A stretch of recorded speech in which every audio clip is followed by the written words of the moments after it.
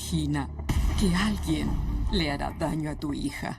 Tenía más de 60 heridas que atravesaban su cráneo.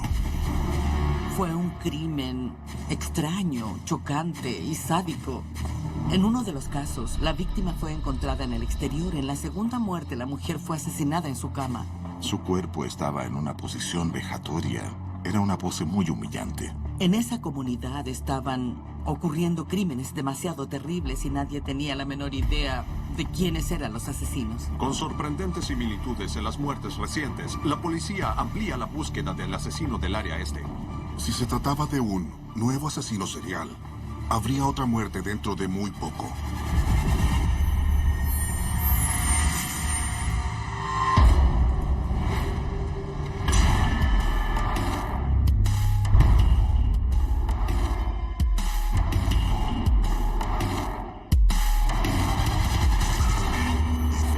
Fríamente calculado.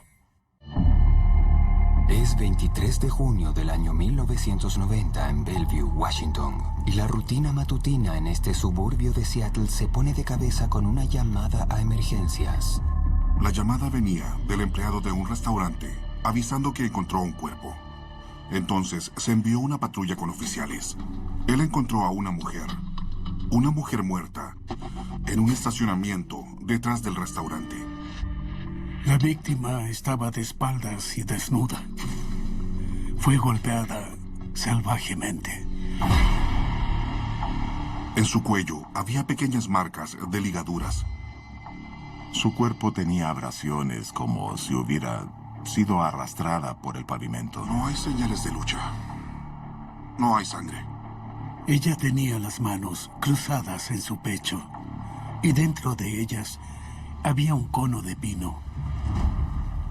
Yo pensé que la había matado en otro lugar y que luego la dejaron ahí. La macabra escena impacta a los detectives. Parecía que el asesino dispuso el cuerpo de la víctima como si la estuviera dejando en un ataúd. No sabíamos qué mensaje estaba enviando la persona que hizo eso. Si era un mensaje para la policía, o tal vez era para el restaurante, o tal vez era para la comunidad. El modo como la dejaron fue impactante para la persona que encontró el cuerpo. Era como si se jactara diciendo: miren lo que hice. Asesiné a esta mujer, la estrangulé y puse su cuerpo en una forma horrible y sádica. Les estoy mostrando mi obra y no podrán atraparme. No hay un bolso ni licencia de conducir. En la escena no hay nada que ayude a identificar a la víctima. Cuando encuentras a una joven que ha sido asesinada y que la dejan desnuda, tú piensas inmediatamente que es muy probable que sí hubo ataque sexual. Y así lo hicieron. El cuerpo de la joven es enviado al forense. Los investigadores esperan que la autopsia les señale exactamente quién es esta mujer y también cómo murió. Esto sucedió en Bellevue, que es una comunidad segura. No es un lugar donde uno espera ver a un asesino sádico que abandona un cuerpo como si lo estuviera dejando dentro de un ataúd.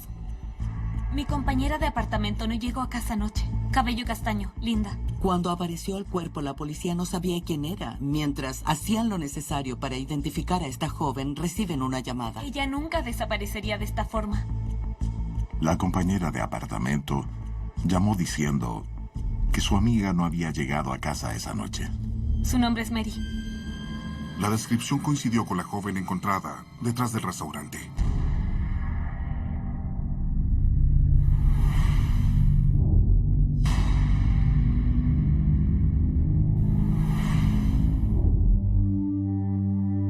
A la mañana siguiente, fueron al dentista y le tomaron una radiografía de sus dientes para estar seguros de que era ella. Eso fue terrible. Lo siento.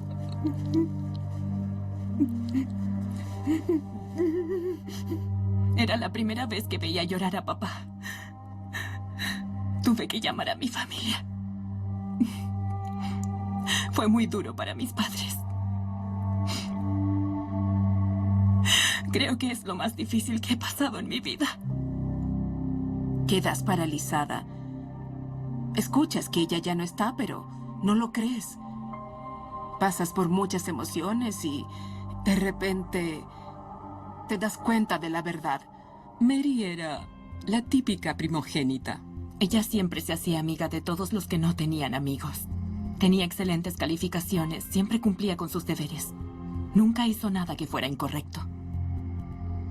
Nunca te imaginas que alguien le hará daño a tu hija.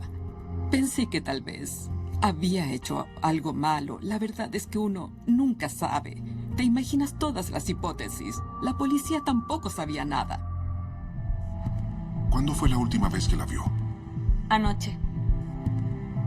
¿Y le dijo a dónde iba a ir? Me dijo que iba a un club en Bellevue. Eso dijo. Mary Ann Polray parecía ser una chica muy normal. Una joven como cualquier otra. Ella salió a beber unos tragos con sus amigos. Trabajábamos toda la semana y cuando llegaba el fin de semana salíamos a celebrar con amigos. Le gustaba beber, le gustaba bailar, le gustaba divertirse. ¿Sabe de alguien que estuviera enojado con ella, que estuviera molesto con ella? No, a todos les agradaba mucho. Cuando se esparce la noticia del asesinato, la policía recibe una llamada del mesero de un bar local llamado Papagayos. ¿Usted llamó? Sí, encontramos esto en la mañana cuando abrimos. Su bolso con sus pertenencias estaban dentro del club. Al parecer ella lo dejó ahí porque iba a regresar. ¿Usted la vio? Mary Ann frecuentaba especialmente este bar-restaurante. Iba habitualmente. Era una clienta regular, conocida por los que trabajaban ahí. Era conocido como uno de esos bares donde iban profesionales jóvenes a relajarse y divertirse. ¿Vio si salió con alguien? El mesero recuerda que vio a Mary conversando con alguien que él conoce. Es un hombre llamado Rick Burroughs. Obviamente quisimos saber si Mary Ann y Rick Burroughs tenían una relación más íntima, por lo tanto pensamos que teníamos que localizarlo. La otra noche, usted y Mary estuvieron en el bar Papagayos, ¿verdad? Sí. Mary Ann llegó con una amiga, con Rick Burroughs y con otro amigo a beber unos tragos al bar Papagayos. ¿Cuánto tiempo estuvo en el bar? No sé. Tal vez un par de horas. Estuvieron ahí como siempre, divirtiéndose y socializando. Y en algún momento Rick Burroughs pensó que quería ir a otro lado y se lo dijo a Mary Ann, pero ella le dijo que prefería quedarse. ¿A qué hora? No lo sé. El hecho de que hayan encontrado su auto en el estacionamiento y que su bolso estuviera entre los objetos perdidos del bar Papagayos, no sabíamos por qué. Su cuerpo estaba detrás del restaurante. Escuche, ¿necesitaré un abogado? Depende de usted. Creo que no diré nada más. Mientras la policía investiga a fondo a Rick Burroughs, a la estación entran los resultados de la autopsia de Mary Ann Polray. La causa de muerte fue estrangulación. Ella fue golpeada y fue violada luego de ser asesinada. Su cuerpo fue ultrajado. La autopsia también revela que hay material de ADN que podría coincidir con el asesino. Pero no era el tipo de ADN de 1 en 1.000.000 que uno cree. Solo era evidencia del tipo de sangre y no necesariamente era algo decisivo. Era la etapa inicial del ADN. No existían los bancos de datos y tantos otros recursos disponibles como hoy en día.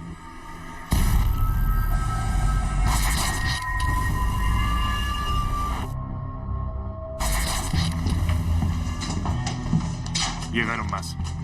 Solicitamos que se presentaran los que estuvieron esa noche en Papagayos y les pedimos las fotos de esa noche. Van llegando de a poco. Esa noche hubo varias celebraciones en ese lugar, fiestas de cumpleaños y también despedidas de soltero. Nuestra idea no era ver a los que tomaron las fotos, sino mirar el entorno y ver si Mary Ann Polray aparecía en alguna foto y ver si ella estaba acompañada por alguna persona. Pero los investigadores no están basando todo el caso solo en estas fotos. ellos vuelven a centrar su atención en el amigo de Mary, Rick Burroughs.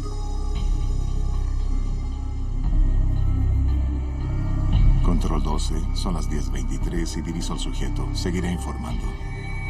Queríamos averiguar con quiénes se relacionaba esa persona, con quiénes trabajaba, saber cómo era su vida y si tal vez él quería ocultar alguna información que nos llevara a algo más relevante para el caso.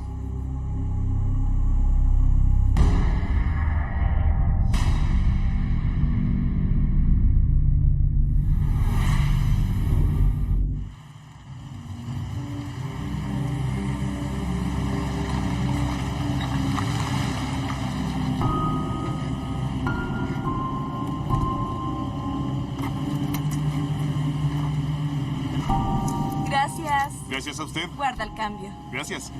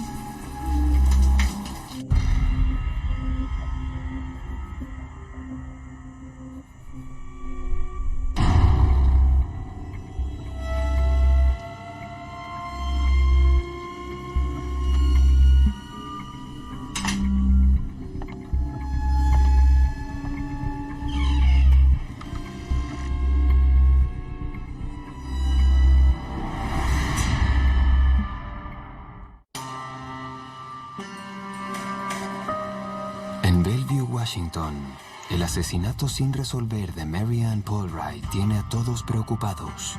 Todos estaban impactados porque fue un crimen extraño, chocante y sádico. No era el tipo de crimen que ocurría en Bellevue, ya que era un suburbio tranquilo y elegante.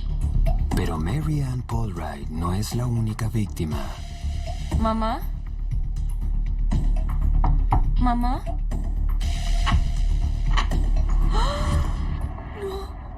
Carol Beatty, de 30 años, madre de 2 hijas, fue asesinada en su propia casa.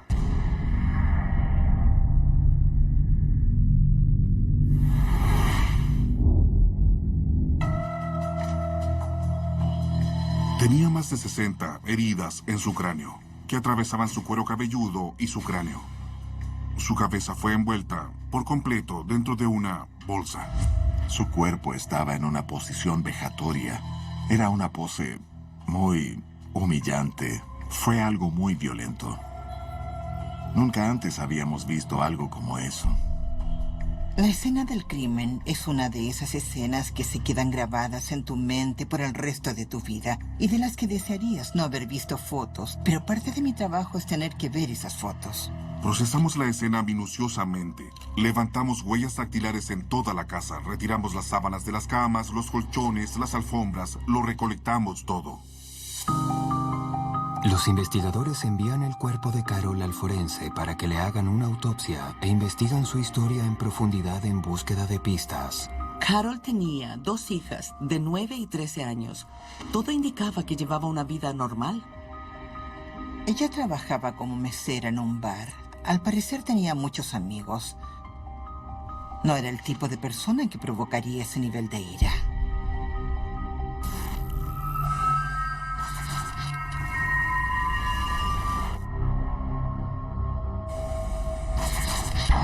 Ahora los detectives tienen que interrogar a la hija de Carol acerca de lo que vio o escuchó la noche que su madre fue asesinada. Escuché un ruido. Alguien estaba en el pasillo. La hija fingió estar dormida, pero no lo estaba. Solo tenía los ojos cerrados. Ella miró a través de la puerta de su cuarto y vio una figura caminando por el pasillo con una pequeña linterna. La La hija de Carol dice que conoce al hombre que vio la noche que su madre fue asesinada. Estaba segura de que se trataba de el novio de su mamá. Nos interesamos en el hecho de que ella tuviera un novio. Los investigadores van puerta a puerta buscando testigos. Carol era muy cercana a sus vecinos. Ella vivía en un pequeño vecindario muy amigable. Eran las 3 de la madrugada y me desperté. Hubo una denuncia de un auto ruidoso yéndose de la escena. Sonaba como el auto de su novio. Él conduce un Corvette. Demasiado ruidoso. Se enfocan en Mark Stewart, el novio de Carol. Cuando alguien es asesinado, normalmente el sospechoso es alguien que conocía a la víctima. ¿Lo puedo ayudar? Soy de la policía de Bellevue. Investigo un crimen. Adelante.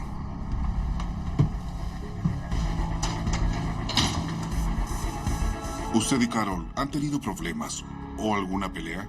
No, ni siquiera la he visto. Según su novio, la última vez que la vio había sido hace 2 o 3 semanas.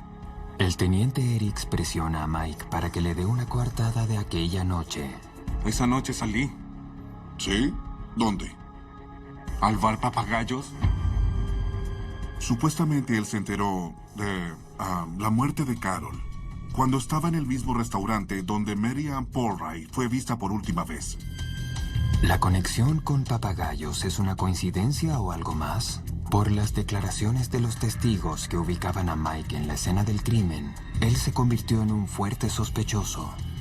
La hija de Carol, de 13 años de edad, asumió que era él quien estaba en el pasillo de su casa. Por la denuncia de un auto bullicioso saliendo del área y el hecho de que, según los vecinos, él tenía un auto bullicioso, sin duda que el novio de Carol era un buen sospechoso. Hay algo que puede descartarlo como sospechoso. Una muestra de ADN. Está bien. Sí. Vamos. No sabíamos si él era o no el perpetrador, pero le pedimos que fuera a la estación de policía con nosotros. Toman el ADN del sospechoso y esperan a ver si coincide con las cosas de la escena del crimen de Carol Beatty. La búsqueda del asesino de Mary Polray queda paralizada y la vigilancia a Rick Burroughs no da ningún fruto. No queríamos meterlo en la cárcel basado solo en la evidencia circunstancial que teníamos y sin ninguna evidencia física. Así que lo dejamos ir. Y ese no es el único punto muerto en la investigación del caso de Mary Polray. Conseguimos y miramos unas 40 o 50 o 60 fotos. No había ninguna imagen de Mary Ann en compañía de algún sospechoso. La policía tampoco puede localizar a Mike Stewart, el novio de Carol Beatty, en ninguna de las fotos. Las fotos fueron distribuidas, pero no surgió ninguna información de eso. Mientras tanto, los investigadores interrogan a los amigos, la familia y los compañeros de trabajo de Carol para ver si pueden fortalecer el caso en contra del novio. Entonces, ¿conoce a Mike? Sí. Carol y Mike terminaron hace poco y para ella fue triste. Carol le envió rosas negras porque él tuvo un amorío con una chica y ella se enteró. Un amorío del cual el novio de Carol convenientemente no les habló a los investigadores. Por todas esas razones, investigamos a fondo a su novio como el potencial asesino. Entonces, un perito que inspeccionaba las cosas recolectadas del cuarto de Carol Beatty encuentra algo que podría ser una posible pista. Una de las sustancias encontradas en la escena del crimen eran manchas de semen en su cubrecama. Si esa mancha coincide con la muestra de ADN tomada de Mike, su principal sospechoso, la policía podría estar un paso más cerca de arrestarlo por el asesinato de Carol Beatty. Ahora, la policía analiza una posible conexión entre los dos casos, pero no llegan lejos. La policía dijo que no pensaba que estos dos crímenes estuvieran conectados porque había diferencias. En uno de los casos, la víctima fue encontrada en el exterior. En la segunda muerte, la mujer fue asesinada en su cama. Eso fue suficiente para que la policía pensara que eran dos crímenes separados. En el caso de Carol Beatty, los investigadores tienen un fuerte sospechoso que es su novio Mike Stewart. Comparé la muestra que nos dio Mike Stewart con la que encontramos en el cubrecamas. ¿Y? No coincide. Entonces, para nosotros quedó totalmente descartado como sospechoso. Mike Stewart, el mejor sospechoso en el caso del asesinato de Carol Beatty, ya está descartado. Y ahora, tanto ese caso como la búsqueda del asesino de Mary Ann Polright se estancan.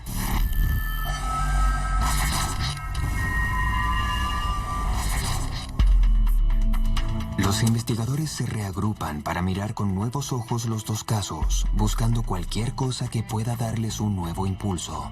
Como investigadores sabemos que el paso del tiempo reduce significativamente la capacidad de poder resolver de buena forma un crimen. Por eso hay que tener la mente abierta para poder evaluar toda la información que va llegando de manera minuciosa e imparcial. Tomar una decisión apresurada puede arruinar tu habilidad de hacer justicia para la víctima. Había diferencias entre las dos mujeres, pero también había muchas similitudes. Ambas víctimas eran mujeres atractivas que pasaban tiempo en bares y afuera trabajando o divirtiéndose. Teníamos similitudes en las escenas de los crímenes. Teníamos similitudes en la victimología. Teníamos similitudes en la hora, la ubicación y ese tipo de cosas. La posición de los cuerpos terminó siendo la vinculación en los dos casos. Daba la impresión que querían enviar una especie de mensaje a otras personas. Luego de comparar los casos, los investigadores llegan a una perturbadora conclusión. Nuestro miedo era que se tratara de un asesino en serie. Si estábamos en lo correcto y se trataba de un asesino en serie experimentado o de un asesino en serie novato, habría otra muerte dentro de muy poco. Si un asesino en serie mató tanto a Mary Ann Polright como a Carol Beatty, entonces no es posible que Rick Burroughs sea el asesino. Era un sospechoso válido. Lo vigilamos, lo interrogamos, lo investigamos. No lo pasamos por alto. Pero si soy honesto, mientras más parecía estar conectado, menos parecía que él estaba involucrado. Los asesinatos de estas dos mujeres, uno después del otro, en la misma área de Seattle, marcan los titulares. Al mismo tiempo, creo que en algún momento la prensa también comenzó a hacer una conexión. Los medios incluso le pusieron un apodo al asesino, el asesino del área este. La cantidad de información que se dio al público por la brutalidad de estos horrendos crímenes fue terrible. La gente estaba aterrada y la policía trataba de calmar a la comunidad. Trataba de que la gente no cayera en el miedo y en el pánico, pero la histeria aumentaba. En ese momento, el asesino en serie trae de vuelta recuerdos terribles a esta parte del estado de Washington. Durante mucho tiempo, la gente del área de Seattle y del noreste del Pacífico ha tenido en su mente una serie de asesinatos sin resolver. Lo llaman los asesinatos de Green River. Existía el temor de que el asesino de Green River había regresado, que no había muerto o desaparecido. El asesino se fue de la región en el año 1984, pero las muertes van en aumento. La policía teme que el asesino esté de vuelta. El asesino de Green River atacó a sus víctimas durante los años 80, mató a muchas mujeres. La mayoría fue estrangulada y sus cuerpos fueron dejados desnudos. La policía tiene poca evidencia sólida, pero se cree que el responsable de los asesinatos es una sola persona. Sin embargo, sería ilógico e impropio desde una perspectiva de investigación tener una mirada cerrada y excluir la posibilidad de que se trate de un imitador o que se trate de muchos sospechosos. Nosotros no podíamos creerlo. Esto estaba volviendo a pasar. Esta fue una gran historia. Entrevistábamos a la gente de esas comunidades para averiguar cómo se sentían y si tenían miedo. Esto generó una gran cantidad de pistas. El público llamaba por teléfono dando datos y eso generó una larga lista de nombres. Pasamos mucho tiempo investigando nombres y números. Bien. ¿Qué la trae por aquí? Es por un hombre que ella conocía. Tal vez no sea nada, pero salieron un par de veces. De todos esos nombres y teléfonos que acumulamos, un nombre apareció una y otra vez en el caso de Mary Ann. Ese nombre era David. ¿Sabes si pasó algo? Me contó que fue un quiebre poco amistoso. Pero rastrear a este nuevo potencial sospechoso podría ser difícil. Ninguno de los amigos de Mary Ann lo conocía mucho. Solo sabían que se llamaba David. Por eso nos fue difícil tratar de identificar quién era. Tenía unos ojos muy oscuros e intensos. Te clavaba la mirada. Estuve con él una vez, pero no lo olvidaré. Hicimos un bosquejo para tratar de obtener una representación razonable de su apariencia, con la esperanza de que alguien pudiera decir, sí, se trata de David. El boceto de David es publicado por los medios y muy pronto la policía se llena de pistas. Todas son investigadas hasta que llegan a un hombre llamado David Summers. El boceto era la copia exacta de él. Conocí a Mary. Salimos un par de veces. Queríamos saber si estaban íntimamente involucrados. ¿Usted terminó con ella o fue ella la que terminó? Sí, pero no fue tan serio como para decir que terminamos. Resultó que eran simplemente amigos. Él tenía una coartada del lugar donde estaba. En ese momento fue descartado.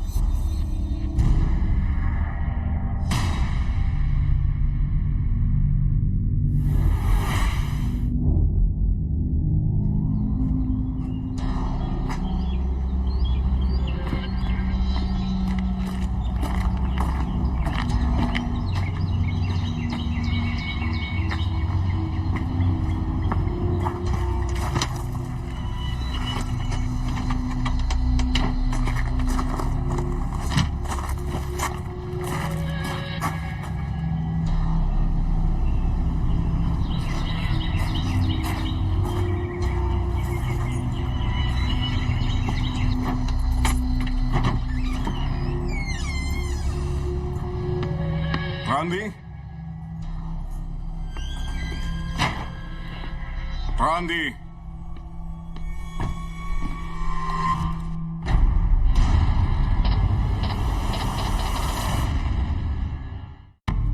En los suburbios de Seattle, Washington, los investigadores buscan a un asesino en serie. Se convirtió en una historia tremenda, porque de un momento a otro hubo crímenes realmente terribles y violentos en esta comunidad, y nadie tenía la menor idea de quién era el asesino.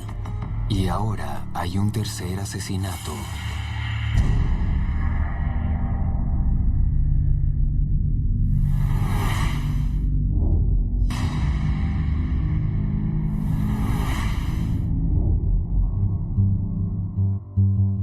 Recuerdo esa noche como si fuera el día de hoy. Mi papá atendió a la puerta y le dieron la noticia. Bueno, esa fue la primera vez que vi llorar a mi papá. Ella le había alquilado un cuarto a una pareja. Era un cuarto en un sótano con entrada separada de la casa. La policía recibió la llamada de su arrendador. Él y su esposa no la habían visto desde hace varios días, y luego de una inspección más detallada, descubrieron el cuerpo en la cama de ella. Todo se paralizó. Entras en una incredulidad. Es como entrar en una pesadilla. Uno nunca se imagina que algo así te va a ocurrir. Debíamos tener fe en el sistema legal, en la policía y en los detectives que trabajaron en el caso. Y cuando los investigadores entran a la escena del crimen, inmediatamente se les hace familiar. El asesino vuelve a colocar a la víctima en una pose para causar un gran impacto. Era una escena horrible, horrible. En sus brazos estaba el libro El goce de amar.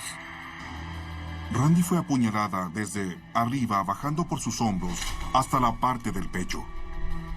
Cuando hay alguien que realiza ese tipo de heridas de puñal, quiere decir que es una persona que está llena de ira.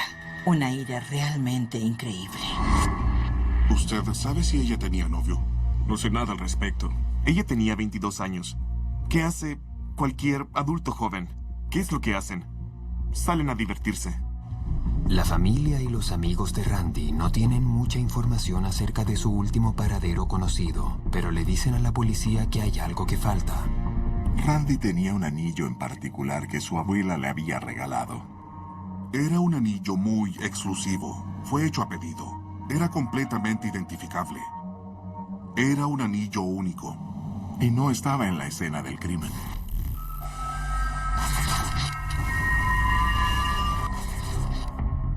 La policía envía el cuerpo de Randy con el forense para la autopsia, esperando que encuentren algo que los guíe hasta el asesino.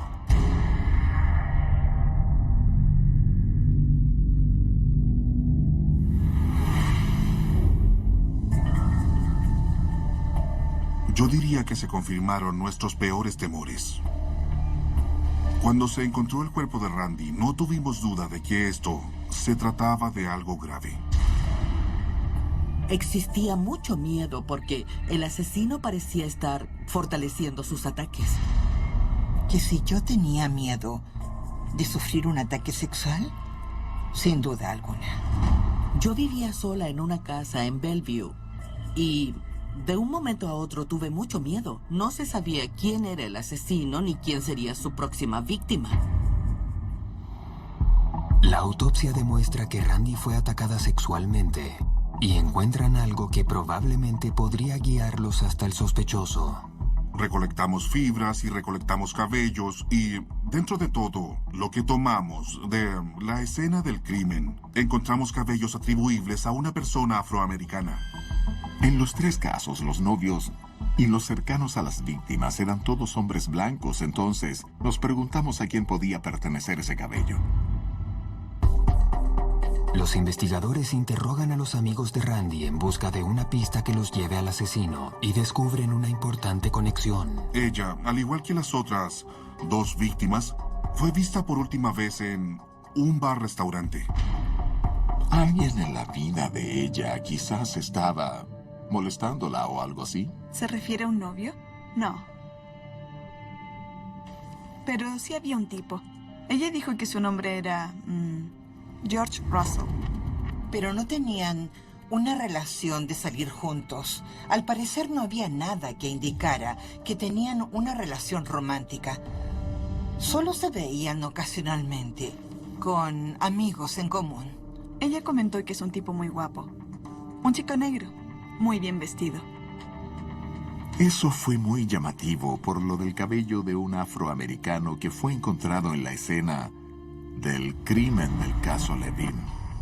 La policía cita a Russell para interrogarlo. Él tenía una larga lista de crímenes menores: robos, entradas forzadas, ausencia escolar y arrestos por drogas. Necesito hablar con usted acerca de un caso en el que estamos trabajando. Está bien. Los ayudaré en lo que pueda. Gracias. Hay algo que necesito que vea. Era una persona encantadora y tenía mucha locuacidad para conversar. Hacía que la gente se sintiera cómoda con él. ¿Conoce a esta mujer?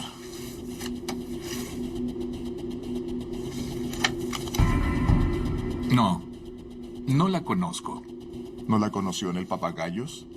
Él era un cliente frecuente en ese club. Era encantador. Era el que siempre estaba comprando tragos y hablando con chicas y divirtiéndose. Siempre voy al bar Papagayos, pero no la conozco. ¿Qué me dice de Carol Beatty?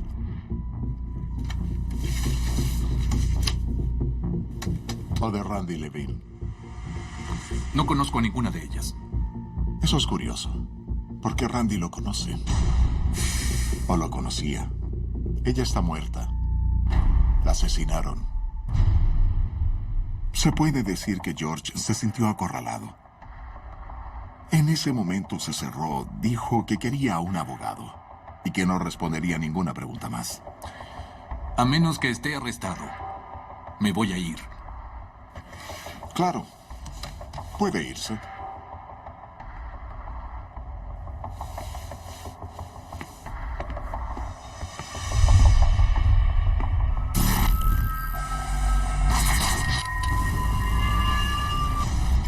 Mientras los detectives trabajan afanosamente para construir un caso en contra de George Russell, aparece una persona con un dato interesante.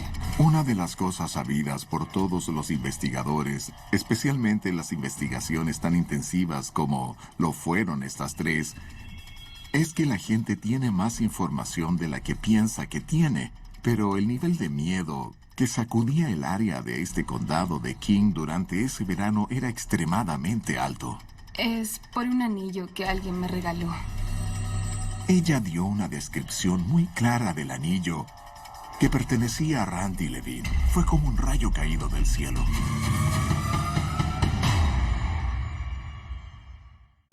Los detectives en el suburbio de Seattle, Washington, están investigando 3 impactantes asesinatos. El asesino tiene en la mira a mujeres jóvenes y la policía cree que las conoció en un bar local. Una semana después del asesinato de Randy Levine, una mujer le habla a la policía acerca de una pieza clave de evidencia, una que podría vincular a Randy Levine con el principal sospechoso. Entonces conocí a George. Ella indicó que luego de que se publicaran los homicidios, George intentó salir con ella en una cita, pero la dejó plantada y luego la llamó para pedirle disculpas. Él me dijo que tenía algo para mí como una ofrenda de paz. Era un anillo. Me dio un anillo. Le pedí que me describiera el anillo para saber cómo era y ella me dio una clara descripción del anillo que pertenecía a Randy Levine. Entonces le pregunté si todavía lo tenía en su poder. No quise quedármelo. Me causaba una especie de escalofríos. El anillo desapareció, pasó de mano en mano. Ella me dijo que en realidad no quería nada de parte de George porque él le causaba miedo. Entonces ella le dio el anillo a una amiga. Esa amiga se lo dio a otra amiga que se fue de viaje a Florida. Necesitaba dinero para cruzar el país y finalmente vendió el anillo en una tienda de joyas de la costa este. Los detectives en Washington rastrean a la persona que vendió el anillo y obtienen el nombre de la tienda de empeños de Florida donde fue vendida la joya. Es una amatista. Fue hecho a mano.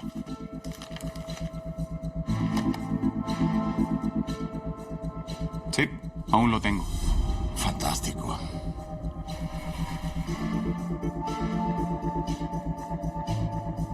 Sí, aquí está.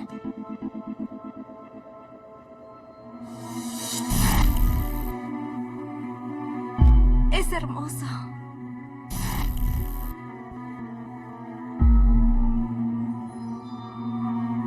Toma, esto es para ti. Eso fue increíble. Resultó que ella tenía familiares que vivían en Florida y que condujeron 2 horas hasta la estación de policía e identificaron el anillo de Randy. Esa joya se convirtió en una conexión muy importante entre la víctima y George Russell. Después de eso, la policía consigue una orden de registro para la casa de George Russell.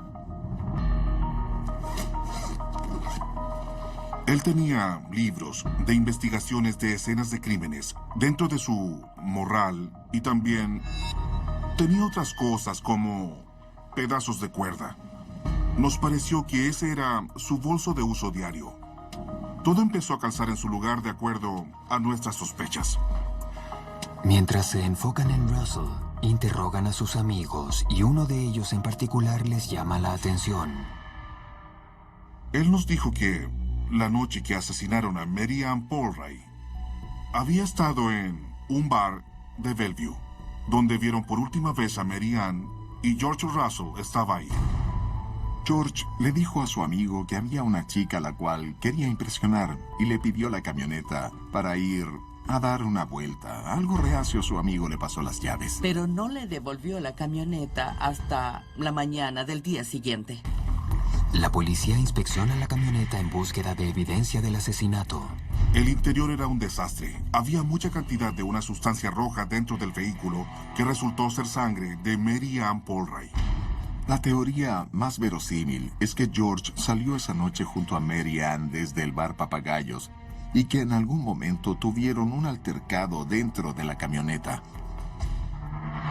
Era como el guión de una película.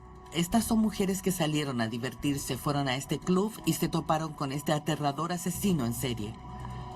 Oye, saldré un momento a tomar aire. ¿Puedes cuidar mis cosas, por favor? Sí, claro. Gracias. Bien. Pienso que toda su vida de diversión y de simpatía era una simple manipulación. No sé por qué, pero él tomó la decisión de que no se iba a resistir al deseo que crecía en su interior.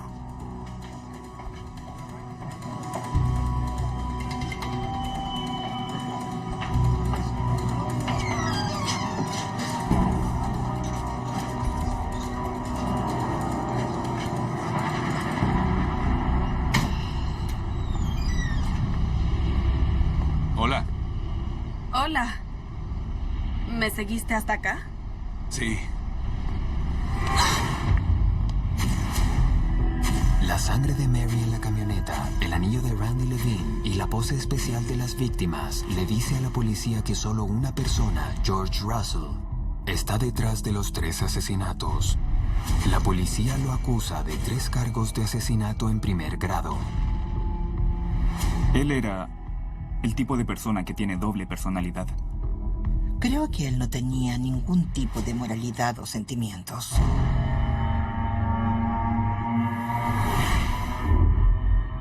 Asistí a las audiencias y estuve durante todo el juicio. No falté ningún día. Sentía que debía proteger a mi pequeña. Luego de 6 semanas de juicio, el jurado delibera durante 2 días. Russell es encontrado culpable y sentenciado a 3 cadenas perpetuas. Me sorprendió que no lo condenaran a la pena de muerte. De verdad, pensé que él merecía la pena de muerte. Algunas personas le piden a Dios que los ayude a perdonar. Yo no soy así. Ese hombre le hizo mucho daño a mi familia. Nos lastimó. Él nunca tendrá mi perdón. Nunca. Dios nunca dice que no moriremos o que no nos sucederán cosas malas. Pero hay algo que sí dice. Y eso me da consuelo hasta el día de hoy, y es saber que ella está en el cielo.